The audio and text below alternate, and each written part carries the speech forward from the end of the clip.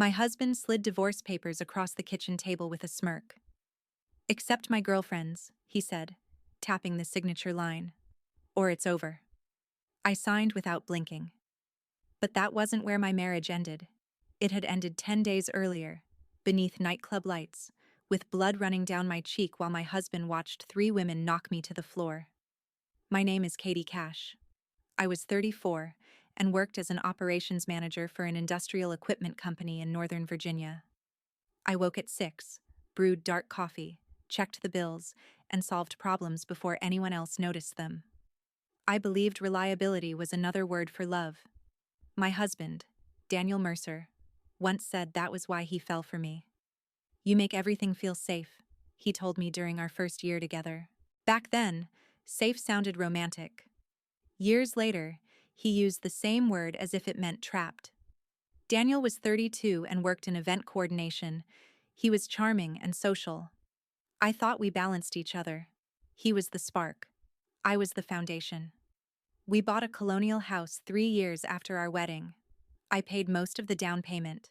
The mortgage went through my bank, and my name was on the deed. I refinished the floors and built the deck. Daniel called it our little kingdom. His parents, Frank and Gloria, treated me like a daughter. For years, our life seemed steady. Saturday pancakes, Sunday errands, bills paid early, and every problem quietly handled. I assumed Daniel noticed. Then the comments began. "You're so predictable, Katie. Do you ever want anything exciting? Sometimes I feel like I'm living inside your schedule." He started coming home later. His phone stayed face down. When messages appeared, he tilted the screen away. Then Vanessa Cole came back into his life. She was Daniel's ex-girlfriend. He insisted they were only friends. "She knows me better than most people," he said when I questioned the late-night calls. "She dated you. That was years ago. And now she texts you after midnight. She's going through things." Vanessa introduced him to Brooke and Tessa. Soon, the 3 women became Daniel's crew. They invited him to clubs and private parties. I was never invited. "They think you wouldn't enjoy it," he said. "They've never met me. They've heard about you." The night everything broke began with Gloria's pot roast. Frank and Gloria drove 2 hours from Richmond. Gloria brought dinner and a pie. I set the table with our wedding china. Daniel came downstairs wearing a fitted black shirt I had never seen before. "You look dressed up," I said. "It's just a shirt." 15 minutes into dinner, his phone buzzed. He read the message beneath the table and his whole face changed. His eyes brightened. For the first time all evening, he looked fully awake. Then he stood. "I need to head out." I stared at him. "Now?" "Yes." Gloria stopped cutting her food. Frank's fork froze halfway to his mouth. "We have your parents here," I said. "They'll survive one evening without me." Gloria's expression collapsed. "I cooked all day, sweetheart." Daniel rolled his eyes. "Mom, don't make this dramatic." "Who are you meeting?" I asked. "Vanessa, Brooke, and Tessa." "You're leaving because Vanessa texted you?" "I already made plans." "You never mentioned plans." "I didn't think I needed permission." "You don't need permission, you need respect." Daniel gave a dry laugh. "This is exactly why I need them." Frank lowered his fork. "Need them for what?" Daniel looked around the room. The candles, the china, the meal his mother had prepared. "To feel alive." The room went silent. "What does that make this?" I asked. "A routine. I built this life with you." "No, Katie, you built it around me." Frank pushed back his chair. "That's your wife." "I know who she is." "Then act like it." Daniel grabbed his coat. "I'm tired of this suburban performance, the perfect house, the scheduled dinners, the responsible wife who plans everything. You used to say you wanted this." "I used to think I did." Gloria's voice trembled. "Daniel, sit down." He ignored her. "I'm still leaving." He wasn't only abandoning dinner. He was rejecting me in front of his parents. "If you walk out," I said, "don't expect me to pretend everything is fine when you return." He stopped for half a second. Then he opened the door. "I'm not asking you to pretend. I'm asking you to catch up. The door slammed behind him. Gloria placed her napkin down with trembling hands. I don't recognize my own son. Frank looked at me. You didn't deserve that, Katie. After they left, I stared at the untouched plates, then grabbed my keys. Rain began before I reached Route 50. Daniel's words replayed in my head. A routine. A performance. Catch up. I knew which club Vanessa preferred because its location had appeared beneath one of Daniel's messages weeks earlier. I parked across the street, still hoping for an innocent explanation. Then I walked inside. Daniel stood beside a high table with Vanessa's hand resting against his chest. Brooke and Tessa leaned close while he laughed. He looked happier than he had looked with me in months. Daniel. He turned, annoyed rather than surprised. You actually came? Yes. Vanessa looked me over with a faint smile. So you're Katie. I'm his wife. Daniel sighed. Don't start. I'm asking you to come home. We just got here.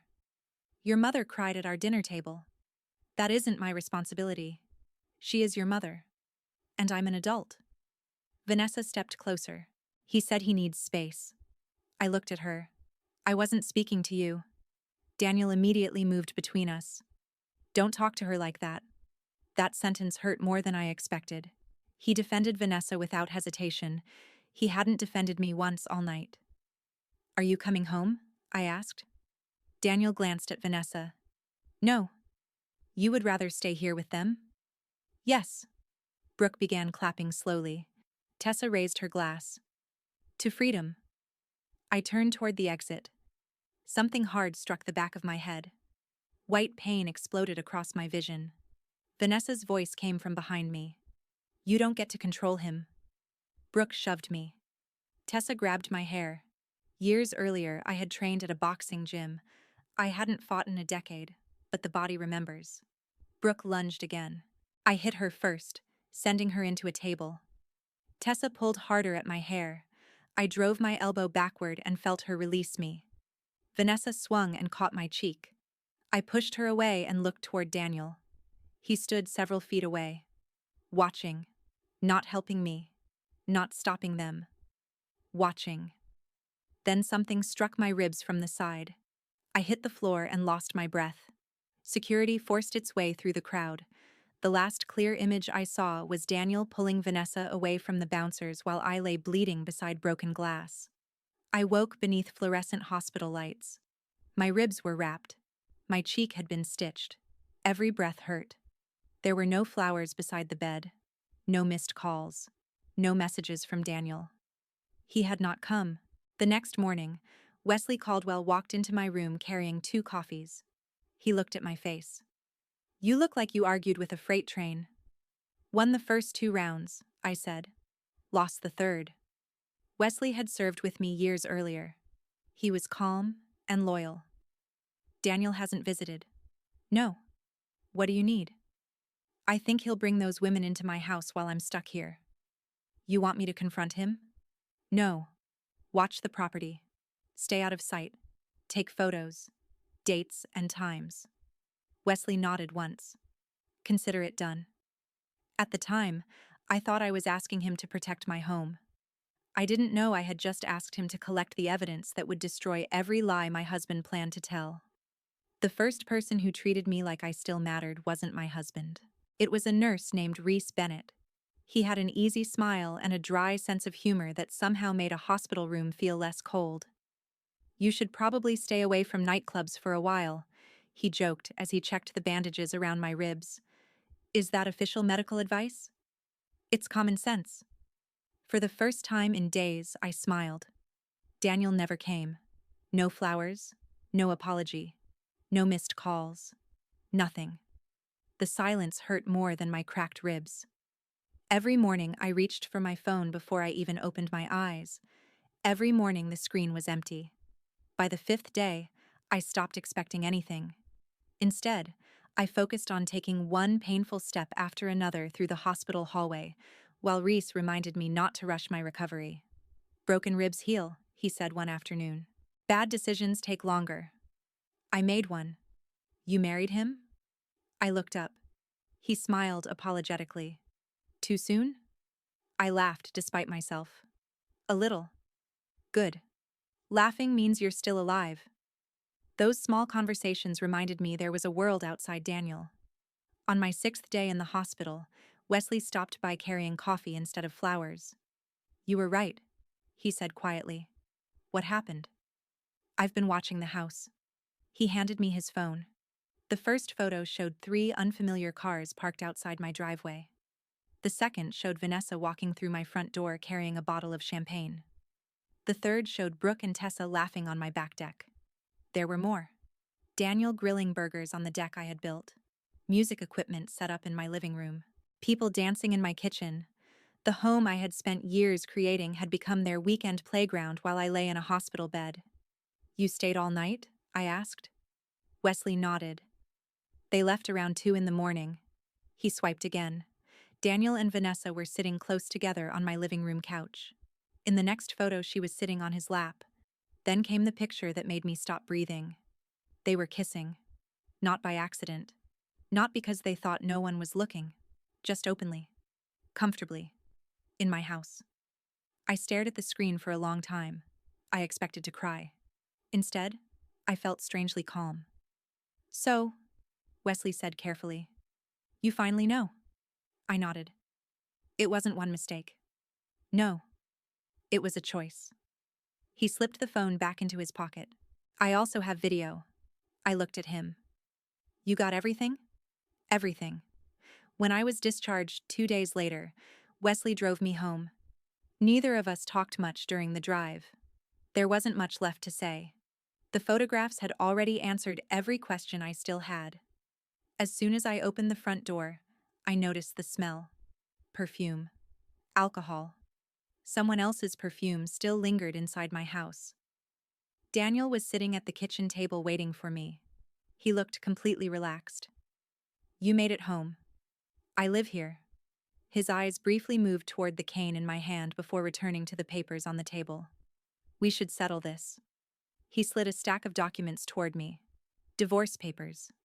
He folded his arms confidently. I'm not giving up my friends. I glanced down at the first page. If you can't accept Vanessa and the others, he continued, then we're done. You didn't visit me. I was busy. I spent a week in the hospital. You chose to show up at the club. I showed up because my husband walked out on dinner with his parents. Daniel sighed. You're proving my point. What point? Everything has to be serious with you. I stared at him. My ribs are cracked. So? So I thought my husband might care. He leaned back in his chair. I've already made my decision. The confidence in his voice made everything suddenly clear. He wasn't asking. He believed he had already won. He expected me to panic, to cry, to negotiate, to promise I would change. Instead, I reached for the pen. His smile widened. I knew you'd understand eventually. Without saying another word, I signed. The pen scratched quietly across the paper. Daniel's smile disappeared. Katie? I placed the pen beside the documents. There. He blinked twice. You actually signed? You told me to. I thought we'd argue first. I'm tired. His confidence began falling apart. So that's it? That's it. I expected you to fight. I already did. When? When I asked you to stay for dinner. I looked directly into his eyes. When I drove through a storm trying to save our marriage. When I stood in that club asking you to come home. When I waited in a hospital bed hoping you'd visit. I shook my head. I'm done fighting someone who never stepped into the ring. Daniel stood abruptly. We can still fix this. You had 7 days. I was overwhelmed. You had time to host a party. His face froze. What? You heard me. He stared at me for several seconds. I don't know what you're talking about. No?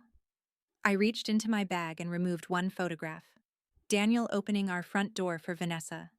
I placed it on the table. His face lost color. Then another. Vanessa sitting on his lap. Another. The kiss. Daniel's mouth opened slightly. Who took these? Does it matter? His breathing changed. You had someone spying on me? I had someone protecting my house. That's insane. No. I leaned forward. Bringing your ex-girlfriend into my home while I was lying in a hospital bed was insane. For the first time since I walked through the door, Daniel had nothing to say. He picked up one photograph after another, every timestamp, every angle, every lie. His carefully rehearsed story collapsed without me raising my voice. Finally, he whispered, "We can explain this." I almost laughed. "No, Daniel. You can try." I gathered the photographs and placed them back into the envelope. "When's the court date?" His shoulders dropped. He finally understood. I wasn't threatening to leave anymore. I already had. 3 months later, I walked into the Arlington County Courthouse with Wesley beside me. For the first time since our marriage fell apart, I wasn't nervous. I was simply ready. Daniel sat across the courtroom wearing a crisp gray suit. If someone had walked in without knowing the story, they would have thought he was the victim. When the hearing began, his attorney stood first. "Your Honor, Mr. Mercer has spent years in a marriage where he felt emotionally controlled. Mrs. Cash devoted herself to work and routine, leaving little room for affection. My client sought friendship during an incredibly lonely period."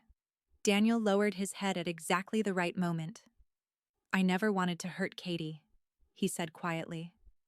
"I just wanted to breathe again. I felt invisible." Invisible. The word almost made me smile. I remembered the mortgage payments, the weekends repairing the house, the dinners I planned, the nights I waited alone because he was working late. Invisible wasn't the word. Ungrateful was.